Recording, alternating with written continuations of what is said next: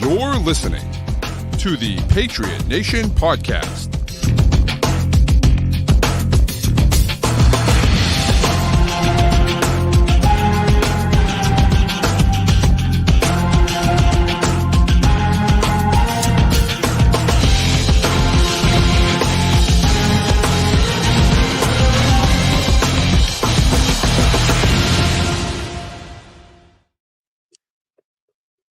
All right, welcome into another edition of the Patriot Nation Podcast. Of course, Patriot Nation Podcast brought to you by FanDuel, the official wagering partner of CLNS Media. Make sure you sign up at FanDuel.com/Boston. Matt, it's your boy Pat Lane here with Matt St. Jean. Of course, like we all know this, I guess, by now, right? But second preseason game, and there was a lot going on, kind of a lot to take away, and then we kind of get to see the dark side of the dark side of football, the side that we don't really like to talk about as much. And you know, the game ends early because of the Isaiah Bolden injury, and it's a tough thing to see, tough thing to watch. But I think ultimately, everyone involved made the right decision. Yeah, and I was happy to see the way that the teams handled it. I think we saw after Damar Hamlin last year, I think teams kind of took it upon themselves to figure out what they would do in any kind of situation like that. And I love Matthew Slater calling out Bill Belichick for being the one to initiate calling the game. You know, yet 2 days of joint practices that were physical with fights, and you're in the fourth quarter of a preseason game against that same opponent. These coaches have, seen what they needed to see from the guys that are out there. The sample size is pretty large. You've seen a lot of plays. You know how these teams go. It's fourth quarter. Right. No need to risk more injury. And I don't know. It's just a game. And in this case, a game that really doesn't matter. Well, and I think that's what it comes down to. I think that, if this were a regular season game, I think they probably would have kept playing. But like you said, 100%. they had 2 days of joint practices. They had all this stuff. Now you're sitting there saying, what are we doing? We're going to stick out, Trace McSorley out there with all these, why are we doing that? It doesn't make any sense. Just end the stupid game right now. It's just not worth it, So I think they made the right decision. And, Slater said a lot of stuff about Belichick and talking about, Bill during that time. But he said, with his 16 years he's been playing for the Patriots, he said that's one of his proudest moments, to be a Patriot and to be playing for Bill Belichick. And I thought that was, Slater's an emotional guy anyways, kind of wears his heart on his sleeve, which I liked, which we always love from Slater anyways. But to hear him talk about Belichick that way, and to hear that Belichick was really one that initiated, that said, we don't need to be here. What are we doing? And he mentioned it, and a few other players on the team mentioned it, that they were a little rattled when that happened, and I think rightfully so. And they always are rattled, but it's always okay. All right, well, we got to do, it's our job and we got to get back to it. And it's at this point, it just doesn't really matter. Exactly. Yeah. And obviously we're thinking of Isaiah Bolden, hoping he's doing all right. And they said feeling in his extremities, taken to the hospital there. That's priority one right now, is make sure he's good. It sounds like, early signs were as good as you could probably hope for in a situation like this. And abundance of caution, you make sure he's good. These teams have the money to make sure these guys get the best medical attention they're going to get, and that's what he's going to get. And we're going to talk about the game here, but also the player. It's a short turnaround. It's Saturday. They're back at joint practices on Tuesday, playing on Friday. It's a short preseason week, very physical preseason week. So mentally, you got to worry about your teammate and what's going on with him, but also turn around and figure out, how do I, get back on a football field, recover, get myself healthy, so we can figure out these next couple days. Right. No, 100%. And so we'll see what happens there. So let's get into the game. Let's get into the game, and we'll talk about it. I think we'll start. We'll start on the offensive side of the ball. And look, I understand the offensive line was a disaster. I get it. I know they were terrible. I know. Okay. But I did think you saw some promising things out of the young guys. I thought Mafi gave up pressure on the Kendrick Bourne catch across the middle. That throw ended up sailing because Mafi missed a stunt, and Mac had pressure right in his face. And so, that of course was a bad play by him. City So got driven back into Mac Jones, which allowed a sack. Of course, bad play, right, by him. But I thought overall, between So and Mafi, and then Jake Matthews, who came in and played center after James Ferentz took over for David Andrews, yeah, I thought the three of those guys looked pretty good, right? I thought they looked pretty good. Well, I think the most important thing is they look better than they did last week. Right. And that's really what you're asking for at this point in the process. Like, I don't know how much those guys are going to play this year. We're still waiting on the status of Cole Strange and Michael Onwenu, which I think there was discussion this week about both of those guys probably being back for week 1, or that's kind of the goal here, is to get them back for week 1. But like, I don't know. When Mac Jones was out there and like that offensive line, the top unit right now, it's not great. That's probably average in the NFL right now. I didn't think it was awful. I thought it was okay. And if So can, improve a little bit week by week, and Mafi can improve a little bit week by week, it's passable. You're going to be able to run your offense. You're going to be able to figure some stuff out. Obviously, they scored. It was a short field, but they did score with that group. So, yeah, I mean, the offensive line was good enough that they could run the plays they wanted to run for the most part. And that is an improvement on a significant chunk of the NFL right there. I agree. And look, would I like to see someone else? And people are mentioning, DJ Fluker and Jason Peters talked about how he wanted to play this year. And those guys are possibilities. Those definitely are possibilities for me. But I also think if you're happy with the progression that those guys are making, if you're looking at City So saying, we're happy with his progression, what I think is really fascinating to me is that Riley Reiff looked like he was going to be the starting right tackle. All camp, it looked like Riley Reiff was going to be the starting right tackle. And then today, with Mac Jones out there, right, he's at right guard. And City So's at right tackle. And so now good at guard. Well, and that's the thing. I understand Riley Reiff's not necessarily a guard, and I know that Mike Onwenu is hopefully going to be back.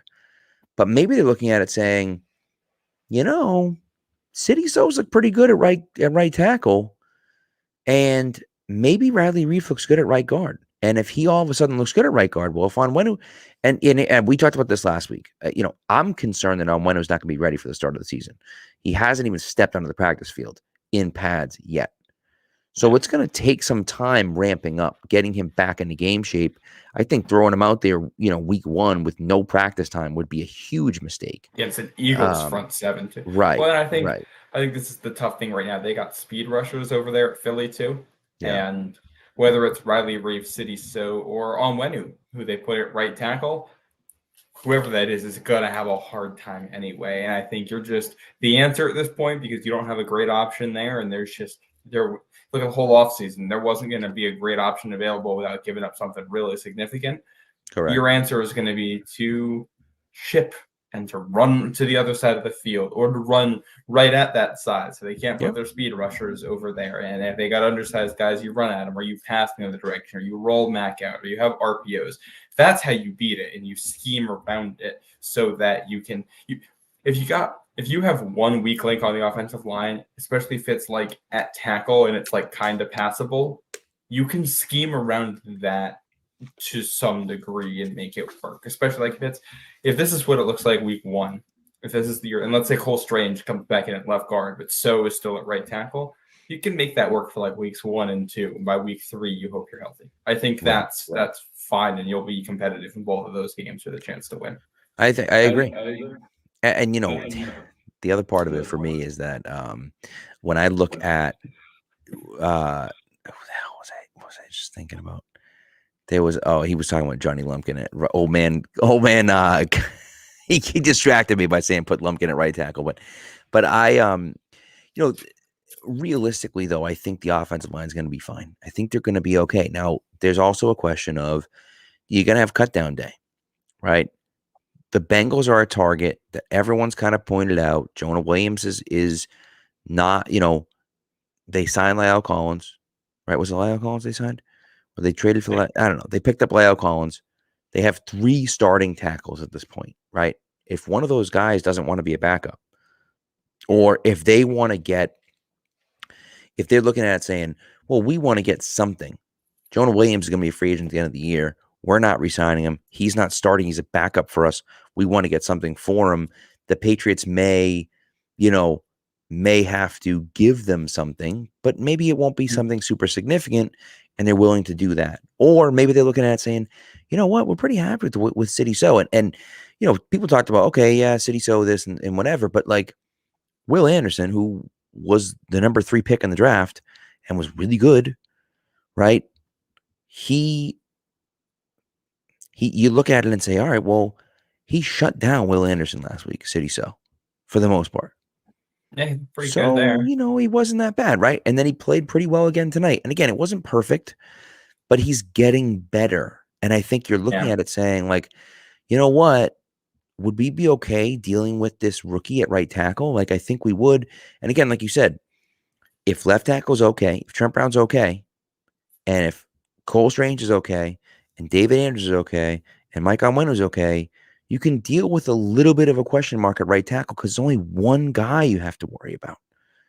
You can handle that. And the other thing is, I think the other question this obviously opens up is like, what do they do when Onwenu comes back? Because he's played tackle before, and it's basically, I think you got 3 possibilities here. Onwenu comes back, he goes right back to right guard. Riley Reef kicks right back out to tackle where they signed him, and you go back to what the plan was this offseason. Or you're going to put Onwenu back in at guard, but they like what they've seen from So, and they think Reef is a little bit washed, not quick enough to play on the outside. Right. Or they think Reef is a really good guard, and they're going to put Onwenu back at tackle, and they're going to have that be what they go with on the right side. Yeah. I think all 3 of those are possibilities here. And quite frankly, like, depending on what the media access level is at practice and when it comes back, we might not really know until they take the field week 1 on September 10th. Like, it's So I feel better now than I did last week. I think they have enough bodies there to make something passable work to get the offense going. Yeah, that's probably all they're going to need. Well, I agree with you. And to me, the biggest part of it for me is that when I look at it, I say the offensive line is in better shape than I think we thought they were last week. And again, it's not perfect. And I know it didn't look great tonight. I understand that. But I do think that they're trending up, which is a good thing. And I think that, and I know people are nervous, and I totally get it. I totally get it that people are nervous. But I do think they're going to have a good enough offensive line. Is it going to be the Detroit Lions offensive line or the Philadelphia Eagles offensive line of last year? No, it's not. They're not going to have a dominant offensive line this year. But can they be a good offensive line? A decent, I think that's good enough for the Patriots to be fine. And again, you don't have to dominate other teams. You're going to struggle against Philly because everyone struggles against Philly, right? So, but we're just in the Super Bowl. Right. And that's what I'm saying, And so I do think like Zeke helps with that. Having a back that can, and Ramondre is good at blitz pickup too, but having a back that can really help, I think really helps your offensive line too. So, which is good. I agree. And the RPOs help because sure do. You're basically, and anything like that, you're basically taking a defender and taking them out of the play in a way that you're not blocking them to take them out of the play. That's not how you're doing it. Just makes it a little bit easier on your offensive line to figure that out. And Matt got pressured a little bit on one of the RPOs today, that slant to Bourne. But that play I thought was perfect. That's the example of what this should look like in the offense. Exactly. Mac reads the RPO really well. He sells the handoff, and even though he's under pressure, he realizes they're coming to my face and pull the ball back out and get the ball out on the slant where it's open. Bourne makes the catch. He pick up the first down. He's able to get some yards after the catch. That's putting Mac in a position to succeed. Mac making a really nice throw, Bourne making it happen, and the offensive line doing enough to allow it to happen. Now, obviously, they ran a similar play later, and it almost ended up in a pick because the defense read it and sat underneath the slant. And that's where I think, you game plan. As the season goes along, you're going to put stuff in. So you're not just running the same play over and over. Right. So we'll see, how that evolves. But that first drive from the offense in particular, I felt pretty good about. I agree. So let's switch over to wide receiver, because that's the other battle I think that we're looking for. Pop Douglas played a little bit with Mac Jones tonight, had a few catches, including a third down catch. And that swing pass to me was almost more indicative of what you're going to see from him because of his shiftiness and his ability to get away from tacklers. That's stuffing that I don't think a lot of guys on the Patriots possess. And so I was happy to see that from him. And then, of course, Kayshon Boutte, takes a slant pass and goes to the house. And I know that the safety made a bad play, over pursuit. I get it, but it looked great. It looked great. It was a great play by him. And I think that Boutte is a guy, for me, where I look at it and say, he's playing himself into a position on this team. He's playing himself into a roster spot on this team. And now the question becomes, do you keep 6 wide receivers, or do you trade one of those guys? I know KB is the target that everyone talks about trading away. Mac Jones loves him some KB. He started tonight and looked very good. I don't right. All of the KB trade noises because he didn't play well last year. Right. But you're not going to trade him at this point in the process. He looks good and he's playing well and he's a team leader. He's honestly, he's a very good wide receiver 3 when you look around the rest of the league. He's, especially if he can get back to what he did 2 years ago. I don't think it's worth trading him. And I think the real question here, I think we assume that they're going to have 8 pass catchers of some kind between wide receiver and tight end. And I'm not including Matthew Slater in that. So what the question basically becomes is, do you want to keep Kayshon Boutte, or do you want to keep Matt Sokol or Anthony Ferkser, guys like that? And I thought the 2 of those guys were fine today, Sokol and Ferkser, but I think they're the kind of guys who you can put on the practice squad and you're not going to have an issue with that at all. I don't think anybody's rushing out to claim them. Agreed. And I thought Boutte made enough plays tonight and was open consistently enough that you say, all right, he's worth that 6th roster spot at receiver, even if he's not going to play that much. He's probably not going to be active on game days a whole lot this season unless guys get banged up.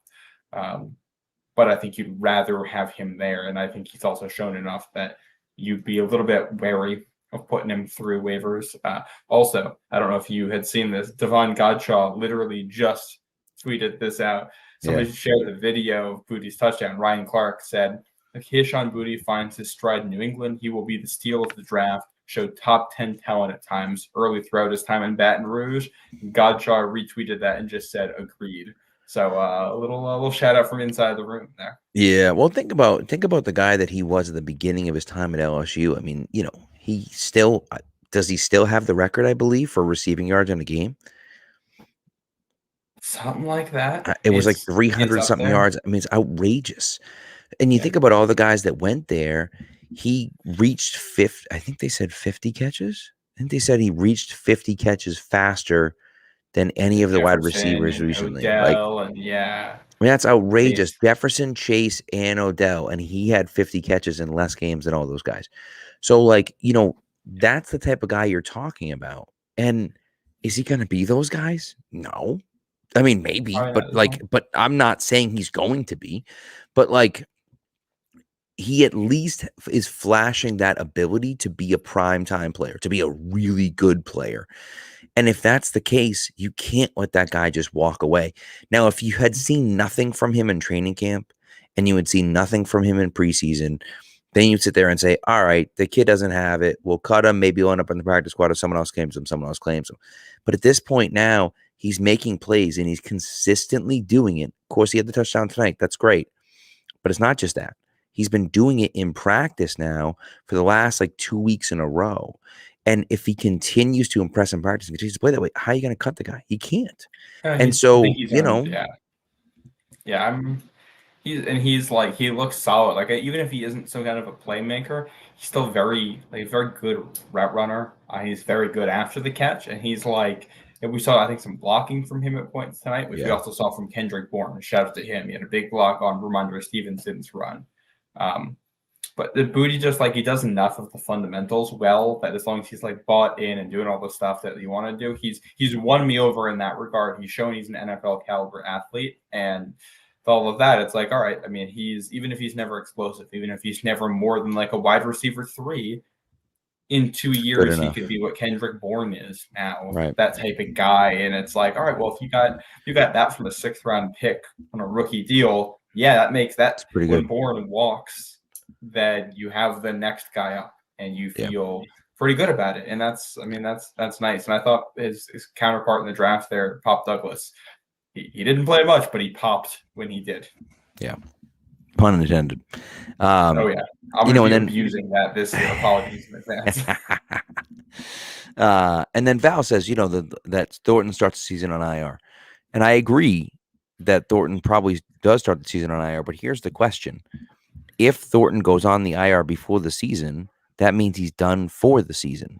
If Thornton wants to start the season on IR and come off, he's going to have to make the initial 53-man roster, which means you're going to be keeping 8 wide receivers and then also Matthew Slater. Matthew Slater, I guess, is a wide receiver, but whatever, and so that's the thing, is that you're going to be keeping 8 wide receivers. So you're going to have to cut someone else. Now, that guy you're saying 8 pass catchers, right? The wide receivers and the tight ends, if you're keeping 8? Yeah. Yes. Sorry. 6. Yeah, you're right. Okay. Trying to make sure we weren't. No. Yeah. Just assuming Trey Nixon was on. Trey Nixon. That's my guy. He's done for the year. That sucks. Yeah. You never want to see a guy get hurt, but might end up working out in his favor. He ends up on the team the rest of the year on IR and gets paid. So, but anyways, the point here is that, are you going to keep this guy? You're not cutting Tyquan Thornton. Right now, people can, dislike Tyquan Thornton all they want. You're not cutting that guy. It's insane. And so he's going to be on the roster. If Douglas and Booty are both going to be on the roster as well, and you're not trading Parker or Juju or Bourne, which you shouldn't, then you got 6 guys. There's nothing you can do about it. And so unless Thornton's injury is significantly worse than we thought and has to be out for the year, well, then that's a different story, right? And so, but maybe you only keep a few running backs. Look, and we're going to talk about running backs. We have to go to our sponsor, and then we'll come back and talk about the running backs. But you're going to have to do that, that roster calculus a little bit, right? And figure out who am I going to take off the roster, pass them through waivers, and hope I get them back. Because I think at this point you have to keep all 6 of those guys, at least on the initial 53, even if you end up putting one of them on IR to start the year. Yeah, and that's before you just I'm putting this out there. I think it was Christopher Price reported, like, during the game or right before the game, sources were saying that Tyquan Thornton's injury is considered week to week. And that's like, if he's week to week, we're 3 weeks from the opener right now. Like, he's not. Probably healthy by then if he actually recovers, and like, this isn't like it's been and like, whether or not he can stay healthy, I think, is a question, because this is the 3rd time he's been sidelined due to injury, and we haven't even started his 2nd regular season yet. But I think there's a good chance he'll be at least somewhat healthy by opening day, and that's not a consideration here. So I think 2 tight ends, 6 wide receivers is probably the way that breaks down. I think so. I agree. Yeah. All right. Word from our sponsor, and then we'll be back. We're going to be talking about running backs, and we're going to get into the defense a little bit too. Oh, yeah. Football season is about to kick off, and FanDuel is giving you the chance to win all season long. Because right now, when you bet on a Super Bowl winner, you can get bonus bets every time they win in the regular season. Just pick any team to win the Super Bowl, and you'll get bonus bets for every victory. You can use your bonus bets on spreads, player props, over-unders, and more.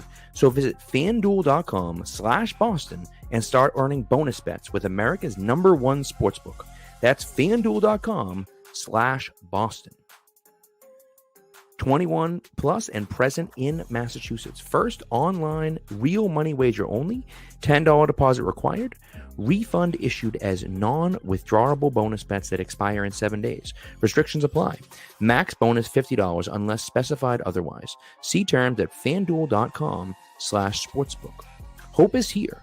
Gambling helpline ma.org or call 1-800-327-5050 for 24/7 support. Play it smart from the start. GameSenseMA.com or call 1-800-GAM-1234.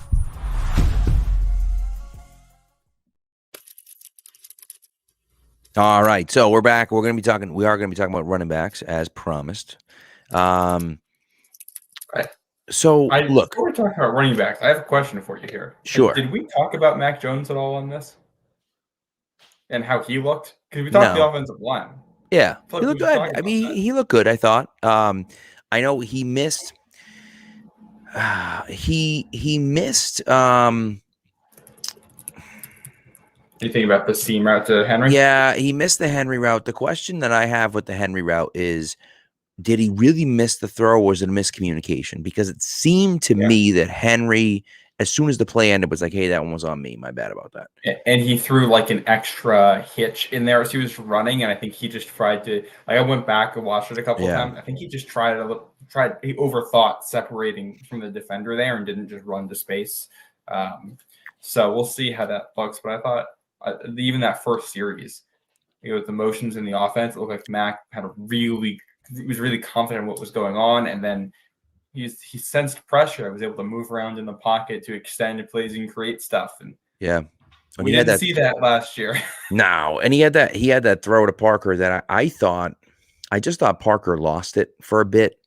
I think that he didn't necessarily he didn't accelerate at the end there, but I don't know. We'll see what happens. So. I thought that's the best Mac that's obviously a small sample size, but the best Mac we've seen since 2021. I agree. And I think, and old man mom says too, like, if that wasn't preseason, that, then he'd be right. Then he would dive for that, right? Lay out for it. So, and this also, they're not scheming stuff up for the Packers here. They're just running their stuff. So like, we'll see when they start mixing plays in where they're really trying to attack a defense and do some different stuff. So this tells me that the base of the offense looks good and that all the guys know what they're doing in it. Yeah, I agree. And so look, I mean, ultimately, Mac wasn't incredible, right? I mean, he was like 6 for 9 for 52 yards or something like that. Like, he didn't, he didn't light the world on fire, but that's okay. It's all right. It's not a big deal. Like, it doesn't, those things don't matter. And I think that, they're going to get better over time. So I appreciate it. Yeah. Well, he was the point guard. He did what he was asked. Exactly. And I think, they're marathons ahead of where they were this time last year. So just that is good to see. And so, they're moving forward. So, by the way, shout out Jordan saying we're his favorite podcast. Appreciate you, Jordan. Thanks for being here. All right, running back. Let's get to running back because we're going to get through this. We have so JJ Taylor, of course, looked great. Okay, and I know you think JJ Taylor should be on the team. I know other people do think. Possibly. I know. I think I know. Other people talk about JJ Taylor, and he has that kind of shiftiness that the other running backs don't for the Patriots, and I agree with that. JJ Taylor, I'm bringing it back a little bit. I'm bringing it back. Okay, if you don't know who this guy is, go look him up. But JJ Taylor to me is the 21st century version, not 21st century. That's incorrect. The 2020s version of Bam Childress. So that's who he is to me, and I think like that's not a slight on him. I'm not trying to say he stinks, but he's a really good player in the preseason. You get to the regular season, and he just can't really do it in the regular season. Yeah.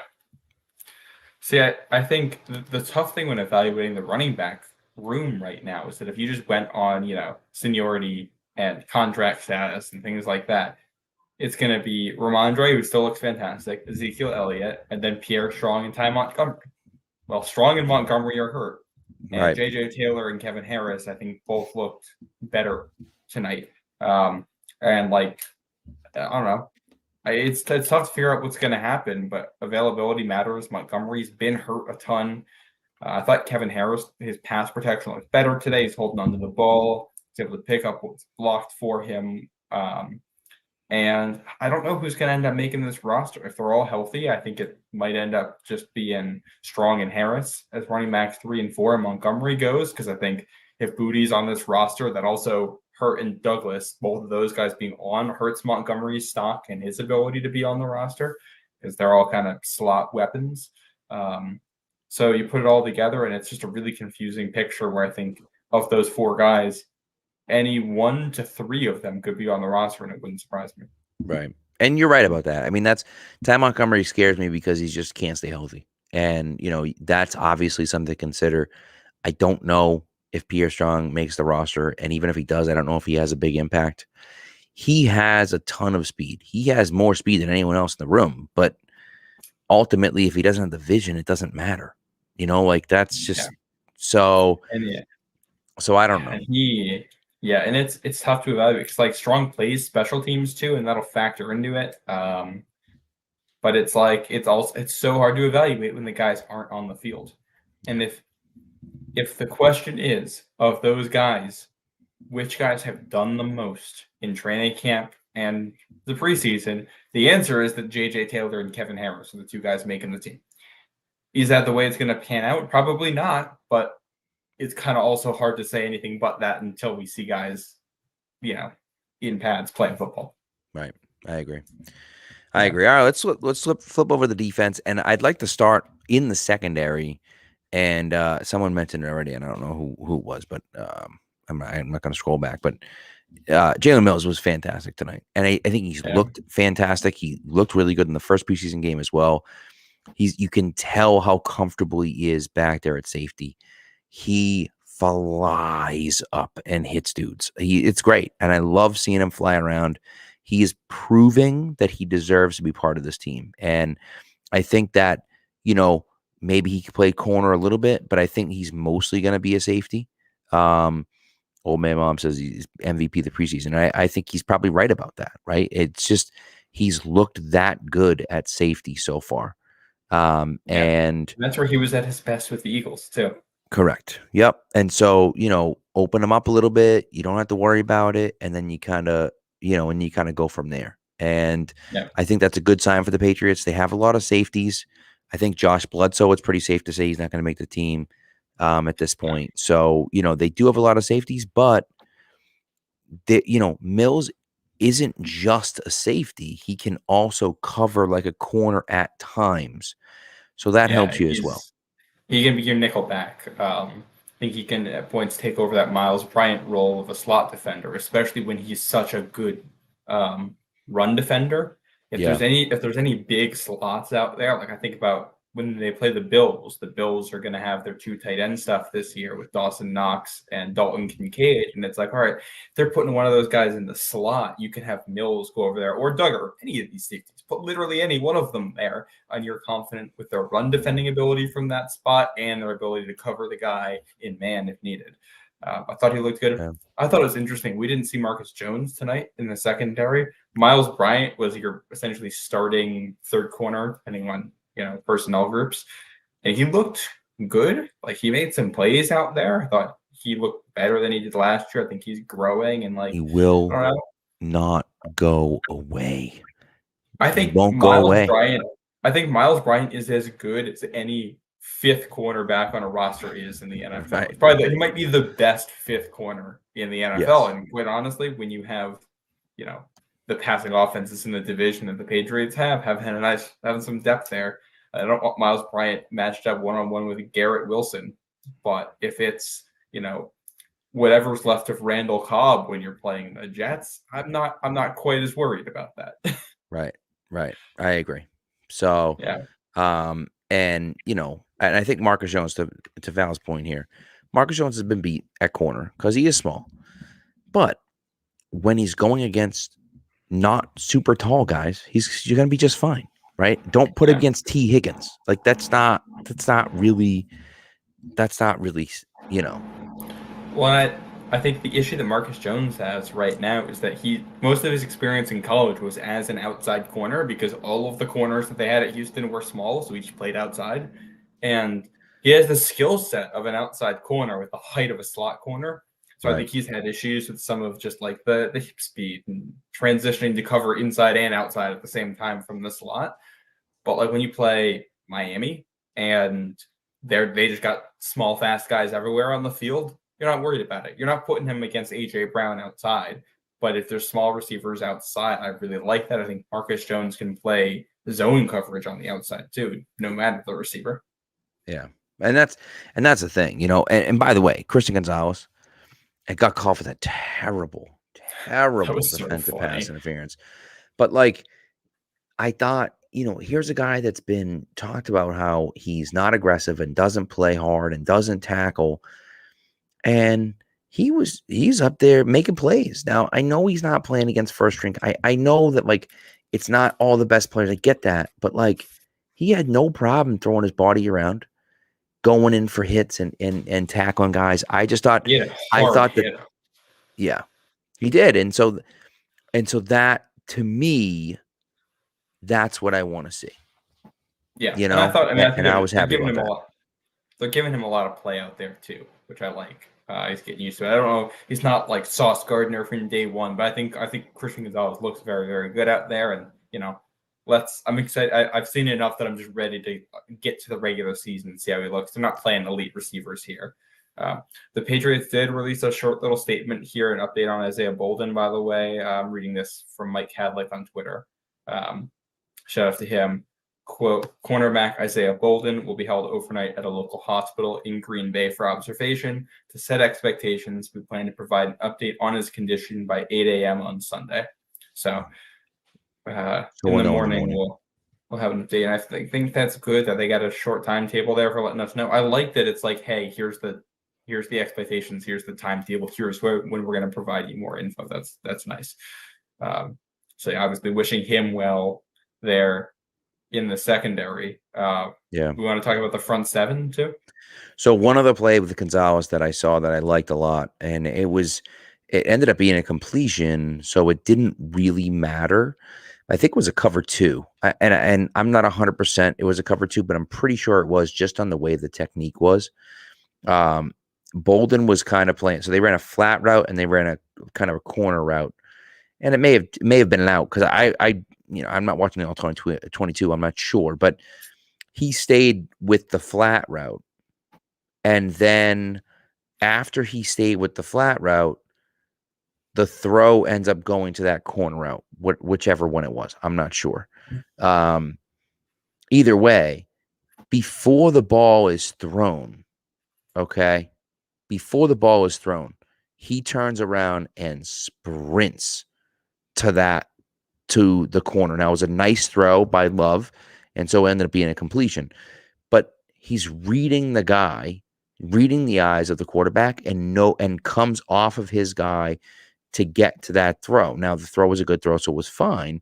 But, that's one of those things where I look at it and just think like, hey, there's a guy that's learning, that knows what he's doing, that sees that. If that's a bad throw, if he hangs that throw, it's a pick by Gonzalez. It wasn't, but that's the type of thing that I like to see.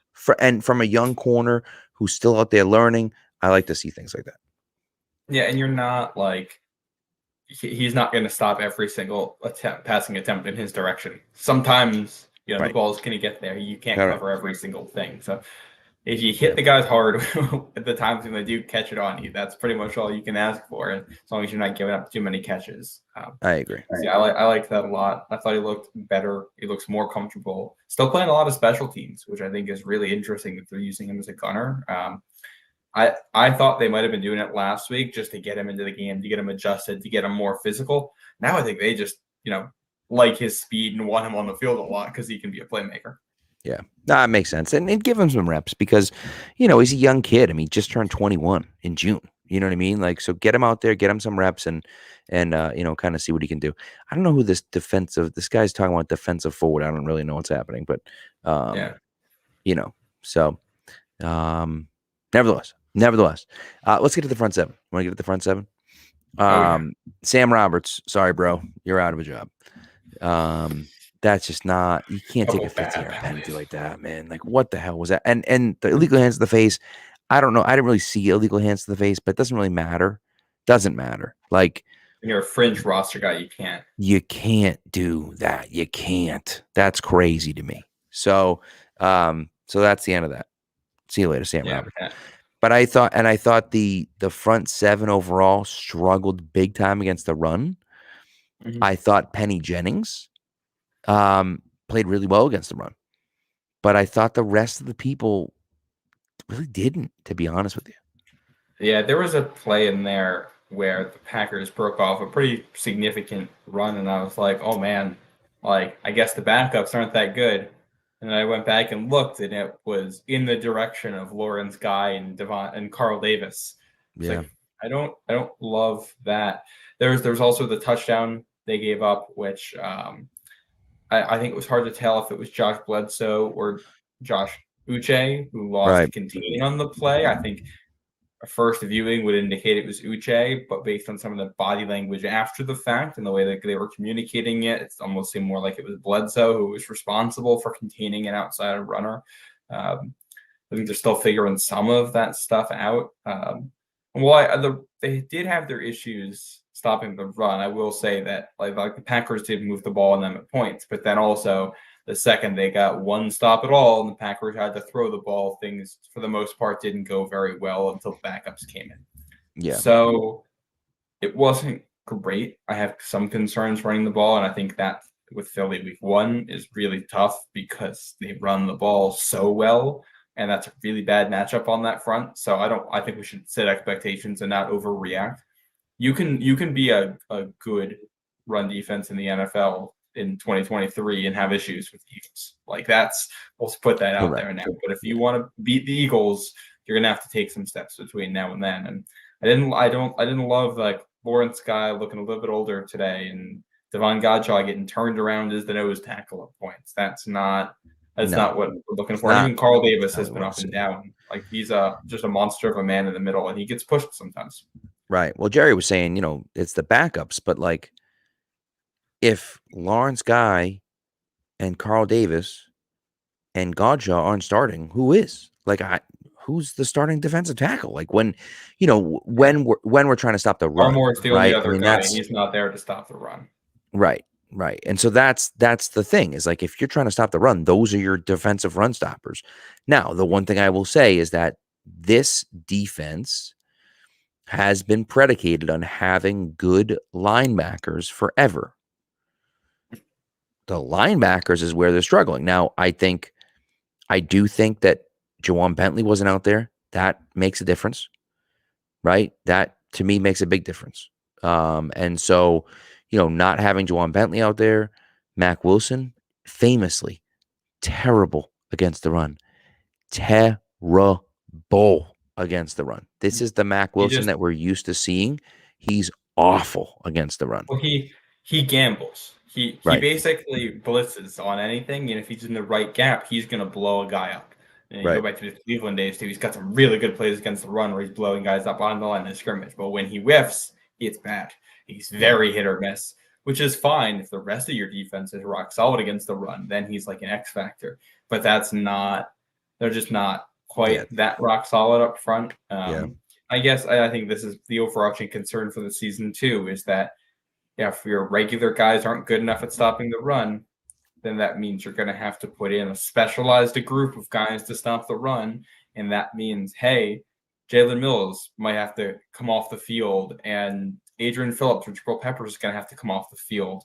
And your safety, your corners are going to have to come off the field, and we're going to make you put all your heavy guys out there, and they still can't stop us. Or then the second you put the heavy guys out there, we're going to throw over the top of you. That kind of becomes the lone concern. But even then, the run defense had issues, but it wasn't to that level tonight. They were able to get some stops, and the second the Packers tried to throw the ball, things went really poorly for them. Yeah, no, I agree with. So, it's not all bad, of course, right? But I do think that it didn't look good. It didn't look good. But I think ultimately what it comes down to for the Patriots is that they have some depth. They just don't have a lot of it. And when you get to a situation, just like the offensive line, if there's one guy that's out and you've got 4 starters in there and you get one guy, you're okay. But if you get 3 starters out, you're screwed. Your offensive line is going to be terrible. And it's the same thing with I would look at the defense, right? Where you look at it and say, okay, if 1 or 2 guys out, fine. But take Bentley off the field. You take, Keon White off the field. You take Barmore off the field. You take whatever, right? And now you're like, oh boy, now the guys that we have filling in just can't get the job done, right? And that's probably the same way it is on any team, but I think more so than in the recent past, I feel like that's the case here. When you go back to last year, their 3 worst games against the run really were the Green Bay, Chicago, and Baltimore games. And either Lawrence Guy or Kyle Duggar was out for one of those. And it's those are in some ways, I think your 4 best run defenders are probably Godshaw, Guy, Bentley, and Duggar with the way they play. And Duggar didn't play today, did he? Did Duggar play tonight? I think he played the first series a couple plays. And then didn't play the rest of the game. Yeah, no, I think he played then. Right. And they took him out right away because, why would you leave him in? We know what he is. Yeah. But, so it's we'll see how that looks in the regular season. I'm not concerned yet. I think the only issue I have is that the guys who are there to stop the run are not necessarily good enough at stopping the run when you need to have it. Yeah. You don't have Vince Wilfork. You don't have Alan Branch, a guy like that, or a Ted Washington. The guys they have that are that big, which just aren't as good as those guys. And it's tough. It's true. Yeah, it's true. So we'll see what happens. I mean, I'm looking at it kind of saying, all right, well, what are we going to do? Where are these guys going to come from? And I don't know. Do they trade for another linebacker? Do they like the linebackers they have? Calvin Munson's the guy that you have on your, spoiler, you have on your 53-man roster. He's been playing, I think he's picked him off. I pulled him off. But he's close. A fringe guy. He's been playing a ton. He's been on a ton of special teams. He's been playing defense. He's been around. Chris Boards is another one, right? Where Physical.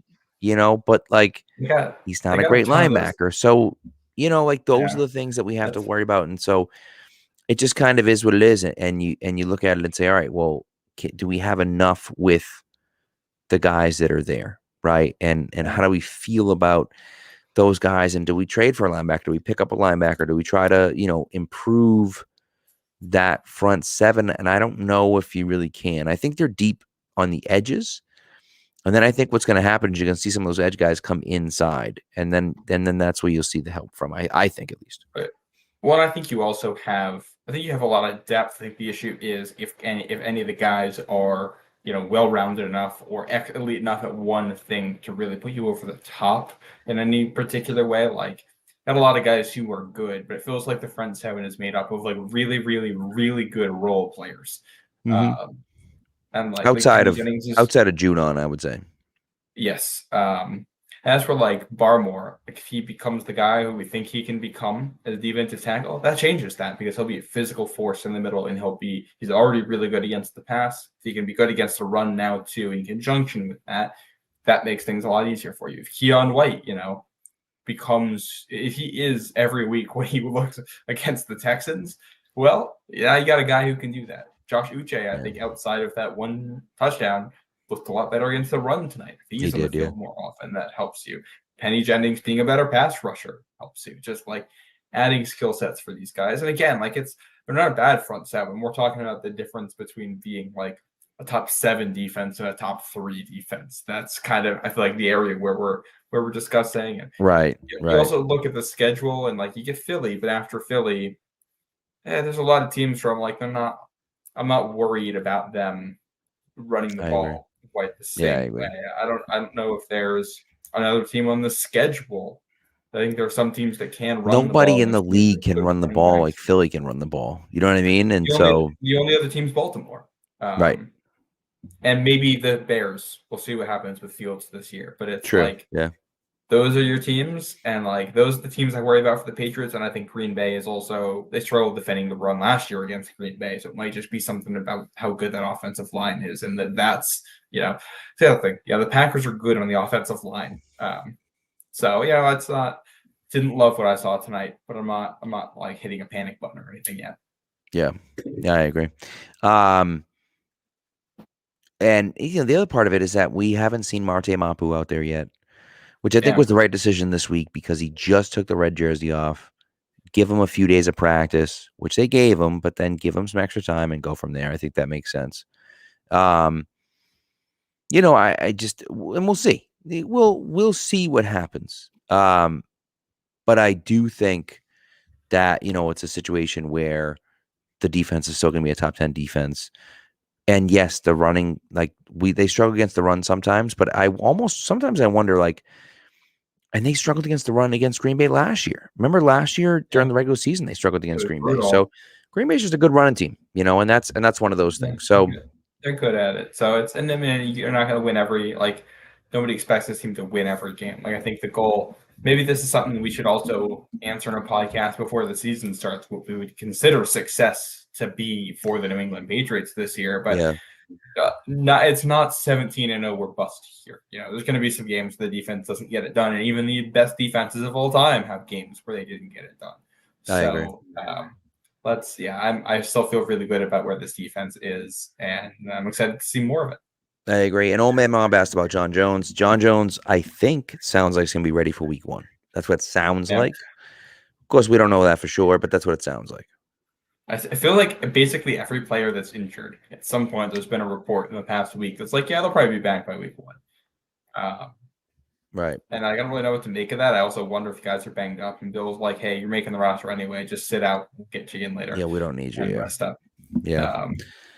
I agree. But we'll see. And of course, there's no way to know if those guys can be ready or not. But that's what it sounds like, at least, Unfortunately, we're not in the building. The only guys that really know are the players and coaches, training staff. Exactly. So we're going to have some degree of patience there. And, that's why it's a good thing that they used the first 3 picks on defense. It gives you a little more depth while you're figuring out these injuries. And the same thing goes for the offensive line. You got guys hurt. You used 3 different picks on the offensive line. Agreed. And Thornton's hurt. He used 2 picks on wide receiver. These spots where guys are hurt, they picked guys. So time for the rookies to help you out. That's asking a lot, but you're going to ask for other guys. That's what they got to do. Yeah. Side note, I don't know how much more you want to talk defense, but special teams. Yes. So I think we're done with. Yeah. The kicking stuff to me is so weird because, like, if this is the Chad Ryland era, if that's what we're in now, why is Nick Folk still getting so many kicks? And like, you would think they'd go out there and say, like, Chad Ryland is just, we have him take all the kicks because we want him to be ready and everything, and that's not what's going on to a certain extent. Same with Behringer and Waitman in the punting competition, and like, I don't know, right? It's weird. It's real weird. They're not going to keep 2 kickers, but at the same time, if there was ever a coach that was going to keep 2 kickers, it would be Bill Belichick. And also, the whole, like, put Nick Folk on the practice squad, and then we'll activate him week 1, and we'll have 2 kickers, and one will do kickoffs and long field goals, and the other one will do short field goals, and we're going to do that for a couple weeks. It's like totally something he would do. 100%. I just, I don't know. To me, it doesn't make sense, and you traded up for Chad Ryland. You traded up for him. And he's looked fine. Like, from what we've seen, there haven't been any issues. All the reports from camp are that he's, hitting about as much as Folk does, and he has a longer leg. And it's like, that's That's the Right. go-ahead as far as I'm concerned. So maybe we're reading too much into this, and maybe they're letting folk kick so they can trade him or let him prove he still has value to other teams because they've seen enough from Ryland in the building that they feel good. I don't know, but Yeah, it's strange. Yeah, they had full kick, the field goal, and one of the extra points, and then he kicked the other extra point. Right? No and field I'm goals. The Patriots didn't kick any field goals. The no, they had him take two of the the extra Packers kicked the points. field goals. I think full kick 2 and Round kicked the other one, right? Right. So that's right. Yeah. They were gonna kick the field goal and they went 4 on 4th down. That's right. So It's it's weird just stuff. bizarre. It doesn't make any Yeah. sense. Now they're Yeah, doing the so- same thing in punter, but they gave Behringer 2 punts. He absolutely boomed 2 punts, So good. both over 60 yards with almost 5 seconds of hang time. And then Waitman had a nice punt and pin the Packers deep with inside the That was a 20-yard nice one. line. So I think that's another one where it's like, all right, we're not going to give you the job yet, kid. Right. And I think that could be part of it. It's like, hey, we're not giving you the job yet, kid. Like, this isn't Yeah. your job yet. This guy's still here. He's a veteran. We're going to, so, Well, and I don't know yeah. if anyone's going to actually trade for Nick Folk, but like, even if no one's going to trade for him, it's, hey, we love you. We appreciate you. We want you to prove to other teams that you're still good enough. So when we cut you, if they're looking for a guy, it could be you, Well, and it could also be they just want some internal pressure on the guys they drafted to make them earn it. That's And true too. Yeah. they're going to cut down a cut down day, and then those guys are going to get all the reps for the 10 days or 13 Right. days or whatever that distance is between it. And that's enough, and they'll be good to go for opening day. So it's a weird situation, but that's normal for the Patriots. Yeah, Wouldn't shock exactly. me to see 2 kickers, but I put that in like the less than a 5% chance of it happening, but not a 0% chance. But not a non-zero Right. chance, Yeah. as they would say, Yeah. as Yeah. they said in Oppenheimer. Yeah. And one last note, the guy we didn't talk about on here because he doesn't really fit neatly into any of the position groups we talked about, and that's Malik Cunningham. Yeah. Who is a kick returner, gunner, wide receiver, and quarterback. Yeah. So that's about sums it up, yeah. I don't think he's making the roster. I think they can get him to the practice squad. That's my thing, is that teams who are cutting down rosters aren't going to say, hey, we like the 53 we have, but we're going to cut one of these guys to add a project quarterback who's in the middle of converting to be a receiver who also plays special teams. I don't think teams are rushing out to make sure they get that guy, and I think they can get him to the practice squad if that's what they feel best. And him not playing any quarterback tonight in a shortened game probably helps the case of that happening. I would agree with you. And I wonder what the Patriots will do with him. I think it'll be I think we'll see a lot of what the Patriots think this week, because if they don't let him play in the joint practices, and if they don't have him play quarterback at all on Friday night, I think that you look at it and say, that's interesting. It's interesting that, that they didn't let him play quarterback anywhere, didn't get it on film. So like those are some of the things where you look at it and say like, okay, maybe they are trying to keep him, maybe they're worried about that. So, and again, I'm not really sure. I think he's a guy that's an electric type of guy. I don't know where he fits on the team. I don't know if you're going to do anything, but like, for me personally, I look at it and say, all right, well, if it's not Malik Cunningham, first of all, Jerry asked the question that I was going to ask, which is who makes it for the UDFA streak, number one. And then number two, if, and I still think you could make it as a quarterback. I still think you could have him as your third quarterback. Now, would they keep 3 quarterbacks? I don't know. But if you could have him as he's your quarterback, and we talked about this on the podcast this week, like he's your third string quarterback and you get to carry an extra guy because he is your, emergency quarterback through the week. So, and I don't know, but that's just, excuse me. It's 1 a.m. I'm yawning over here, but the 1 a.m. oil over here. but that's one of the things that I wonder is like, if he makes the roster, where is it? Because you're not going to keep 7 wide receivers, and he's not ready to be an NFL wide receiver just yet. But I mean, someone might throw him on the roster to be a backup quarterback. I don't know, but you might look Yeah. at it and say, "Hey, there's a backup quarterback." Right. And if Zappy doesn't play well enough, could they keep him here as a backup quarterback? I don't know. Yeah. That's one of those things. I Yeah. don't think they would, because they're using him at too many other positions. They're clearly not sold him at quarterback, And he was an undrafted free agent for a reason. Like, every team in the NFL passed on Cunningham multiple times. Right. And clearly he was like a highly sought after undrafted free agent, but like that's still, he didn't get drafted for a reason. He's in the middle of switching positions. Teams didn't love him. I don't think he's the type of guy that gets picked up unless you have a plan for him, but there's no reason for another team to have a plan for him. So I think he probably hangs around New England in one form or another. I'm in the middle. I'm going to have my roster projection dropping in the morning. I don't have an undrafted free agent on it. Which is kind of wild, but it's also, they drafted so many players this year, and that makes it hard. They drafted 2 receivers. I got both of them making it. They drafted 3 offensive linemen. I got all of them making it. You have Keanu White, who's going to be on the roster. They drafted a linebacker who's going to make it. There's a corner who's going to make it, and two special teamers who are going to make it, plus Amir Speed, who I actually have as the last guy on my roster right now, is a special teamer and a corner, and a personal protector who does a lot on their punt teams. And it's like, that's a lot of rookies making it. In another year, Amir Speed's probably your undrafted free agent who makes it as a special teamer. He just got drafted in the 7th round this year, 6th round, or whenever it was they picked him. Yeah. And Old Man Mob asked about, what's the opinion that we have on Pat McAfee saying what he said. And Pat McAfee did say what he said.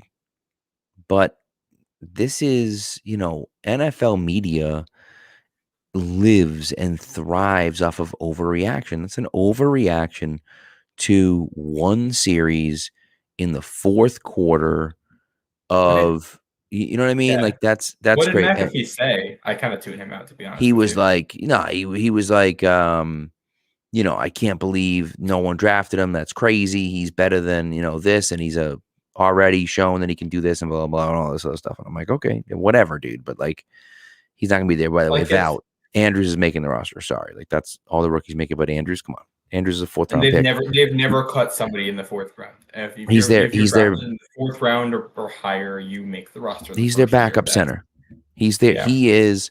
They're going to have already. And not only that, but he is the guy that's going to take over for David Andrews when he retires. Like, that's going to happen. That's the plan.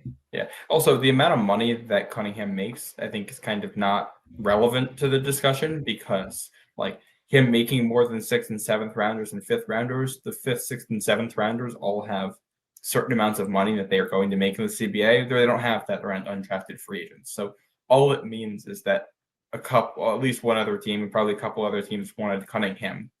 But you know who else they've given a lot of money to? They give a ton of money to like Andrew Beck, who has hung around in the league as a backup tight end, but did not make the Patriots. The amount of money you get paid as an undrafted free agent is really more a reflection of how much interest there was in you than how good you are. And obviously, like, there's some correlation between those two things, but just because you get paid a lot doesn't really tell me anything other than that before we had you in the building, we thought you might be good. Correct. I mean, they're going to cut guys. They're going to cut guys this year that are making more than Malik Cunningham.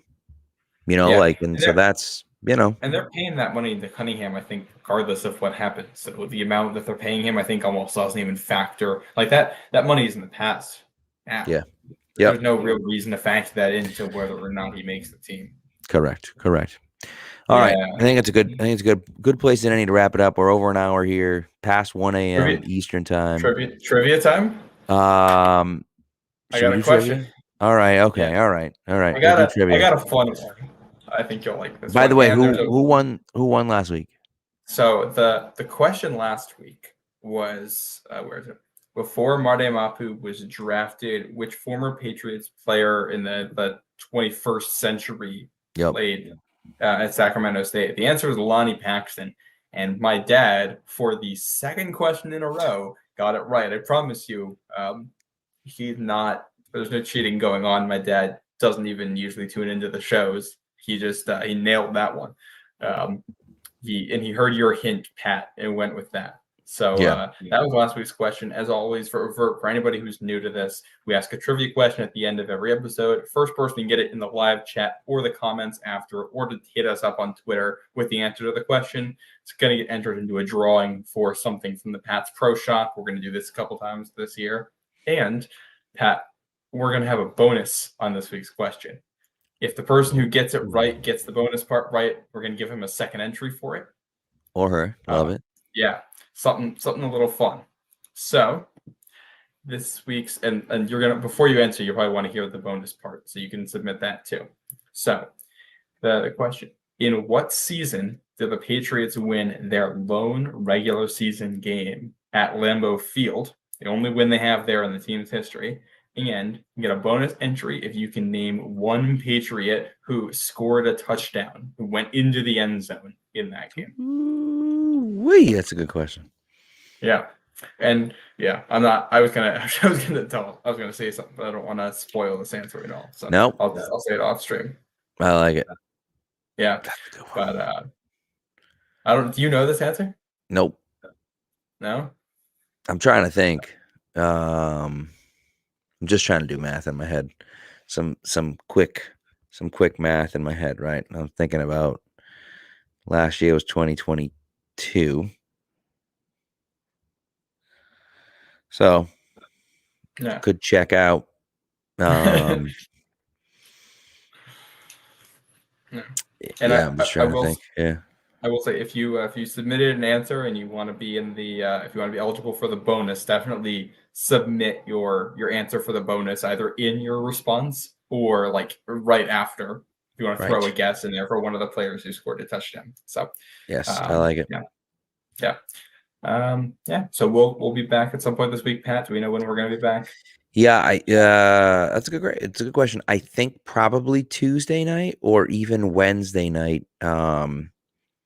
I think more likely probably Wednesday night. I'm on vacation in New Hampshire, as you might be able to see. I have the loft. I'm up in a loft right here, traveling with my children and my parents and my sister and her husband, all staying in this one cool house that has all sorts of like cool Star Wars stuff. They got like, I'm sitting over here next to like a big like Atari game with like that's got a whole thing on it. It's got a Star Wars pinball machine downstairs. It's got all sorts of stuff. So it's pretty cool. But so we're gonna be traveling for a few days, so I'm not 100% sure when I'll be around, but we'll get something done. We'll get something done early this week, maybe even Wednesday after Wednesday night, because they have joint practices Wednesday, Thursday, Tuesday, Wednesday. That'll be after both joint practices. I think that might make sense. So maybe we'll do Wednesday night. That works for me. Yeah. And one last thing before I sign off. Yes. You guys have seen what's gone on in Hawaii, but Jelani Tavai from Hawaii, he has a link in his Instagram bio for anybody who's interested in donating to help out, people who are struggling out there. So if you have the money, please donate what you can. If you don't, go ahead and share that with somebody who can, and go show some. We'll have Patriot Nation show some love. Yeah, exactly. Agreed. Yeah. All right. Well, thank you guys. Thank you to the chat. As always, we appreciate you guys blowing up the chat, having conversations, asking good questions, making good statements. And, just overall, to me, it makes it so much more fun doing this because we're able to interact with you guys and we appreciate it. So thank you. I appreciate it. And we'll talk to you later on this week.